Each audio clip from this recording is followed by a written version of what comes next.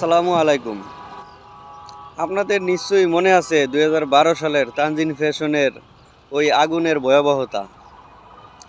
ওই সময় কি ঘটছে আপনারা জানেন? ওই সময়ের যে জিওসি ছিল, উনি জেল থেকে বাইর হয়ে বলছে যে তানজিন ফ্যাশনে যেগুলা লোক মারা গেছিল, ওই লাশগুলা গোপনভাবে আশুলিয়া বা সাভার থানায় নিয়া লাশগুলা গুম করে ফেলাইতে নির্দেশ আসছে প্রধানমন্ত্রীর থেকে। আপনারা তো জানেন সাবেক প্রধানমন্ত্রী কেডা।